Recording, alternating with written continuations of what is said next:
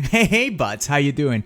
It's time to break down some of the aspects of Ori and the Will of Wisps and determine whether this game is the right fit for you. So in this video specifically, we're going to be covering what is Ori, what are some of the core gameplay aspects of it, and we'll talk about the premise of the story. We're not going to spoil anything. We're going to be diving a little bit into the cost, the difficulty, the time to completion. I will give you my own thoughts of what I think about the game, and hopefully by the end of the video, you have a better understanding and more information and the information that you need to actually make your own decision whether this game is worth your time. Alright buds, so what is Ori and the Will of Wisps? It's essentially its sequel to its predecessor, which was Ori and the Blind Forest. And this game is a 2D platform adventure game which is set in a fantasy, very naturalistic environment. In this game, you will control Ori, which is essentially the same protagonist from the original. It's a white guardian spirit, and you will control it as it sets in a new adventure through vast and exotic worlds, which seems to be bigger and more varied than the original. And that is saying a lot already, because the original, in my opinion, was already very fleshed out. There has a lot of really cool and very pretty looking environments, so I'm excited to see what it has to offer in terms of more variation to those. Also, Ori focuses a lot of an emotional narrative, usually told through the animation, the character design, and the character expressions, and also the music. Oh, but the music is freaking amazing. In my opinion, of course, I'm a little bit biased. I listen to that music because I really feel like it brings a lot of emotions out of you by just listening to its soundtrack. So I'm really excited to see what kind of music design we have for the sequel. So now the narration, there's also some narration in it that expands on the lore, but it really, you live it much more as you experience the amazing environments and the array of emotions of the set pieces that the game offers. Let's talk about the premise of the game, given that it's very narrative. So, given how much effort they place on emotional narrative, I will try to keep it short to ensure that you experience Ori in its full form without me trying to say much. But in this game, you take back the role of Ori, as we mentioned, which is a white guardian, and you explore new territories away from the Nimble Forest, which was the setting of the original game. Based on what we've seen and what the developer has said, the game actually takes off exactly after the occurrence of the original, so I won't exactly say what happened there. But it expands on the lore for what is called the Lost Ones, and also actually touches a lot of Ori's true destiny. Again, because of how story-driven this game is, the developers are actually keeping a lot of the details tied to their chest, and for really good reasons. If this is your first deep dive into Ori, I actually recommend that you try the original so you can look at the amazing set pieces that the developers have put together. Even if you play the first 10 minutes of it, you can actually get a very good sense of what the game has to offer in terms of emotional narrative. So at the end of the day, this is a game, right? So let's talk about what are some of the things that you will be doing. So the core gameplay consists of basically explorations as you find a lot of puzzles and unique enemies that are sure to test your skill, as there's a lot of skills that you will be acquiring and improving upon as you move along the game.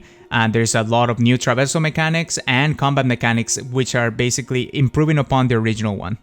The original one really focused on traversal, but the new game seems to be now adding a new combat system, which is a series of unlockables and equipable combat mechanics for both melee and ranged combat that basically evolves as the story progresses, and actually is tailored to the player because it seems like you can swap in and out combat mechanics as the game goes along. So it basically tailors either to the player or to the situation that you're facing.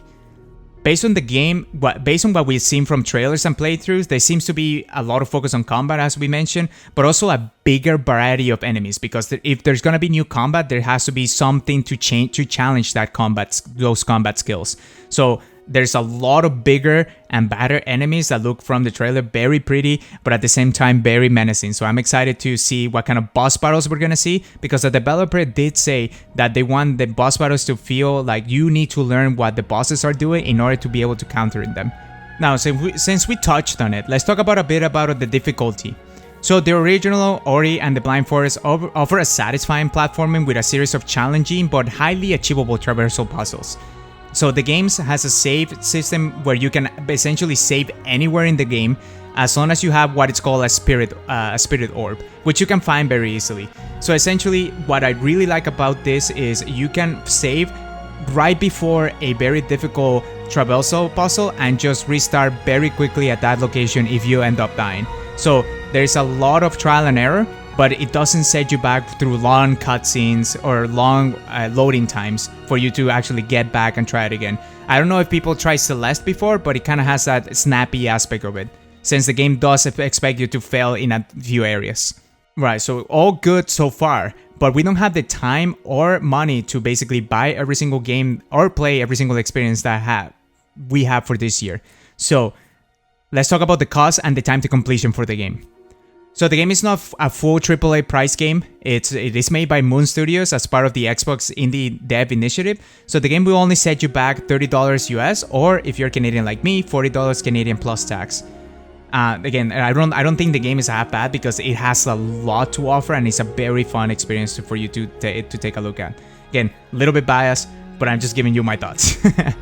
Now, let's talk about the time to completion. The original game took me around 15 to 20 hours, and that's because I actually struggled through some of the traversal mechanics. I'm not a super amazing professional gamer, so it may take you, I see people just do it between 10 and 15 hours. But given that this game is actually a bit bigger than the original, I would expect it to actually take at least 5 more hours.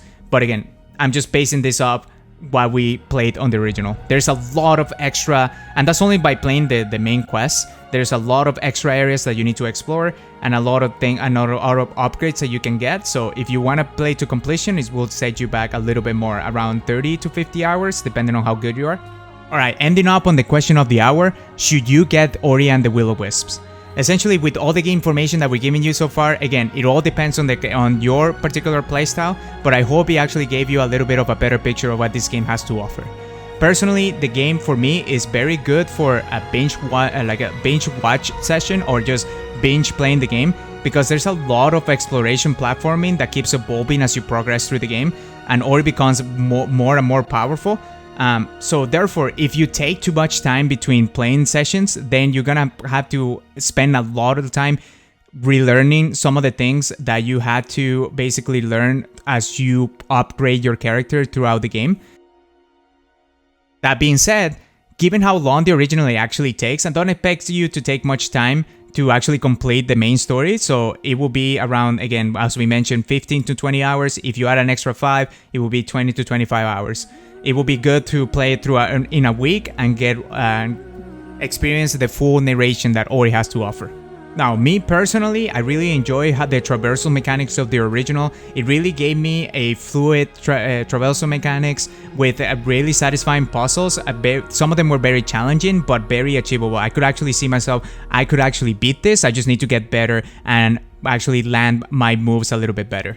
I'm also super excited to try out the combat mechanics, given how much focus they're giving it to the second game. So they already nailed the traversal mechanics on the first one. They're giving you new combat mechanics and upgrades for the second one. There seems to be more bosses and more unique enemies that you're gonna learn from. So I think they're really adding what it was missing from the original, even though it wasn't much, in my opinion. I already loved the original. And on top of that, with very awesome and emotional narrative, me personally, I cannot wait to actually try this game out. Well, buds, I hope you enjoyed watching the video. I hope it actually provided you with insight and information for you to make a decision on whether you want to try this game out at launch, whether you want to wait a little bit and until you actually have more time, or whether you're exactly just skipping it. It's not your type of game. And now, if you end up liking the rest of the content and you feel like it's something that it actually provides value and will provide value to you as we provide more content, I will really hope that you consider subscribing so that we can increase our community and our reach to more gamers out there. Hey, I also invite you to actually take a look at some of the links in the description below. They point out to some other content that we don't actually put on the YouTube. Like, without further ado, I won't take more time of your day. I hope you have a prosperous day, and this is Mr. Fun and Games signing off.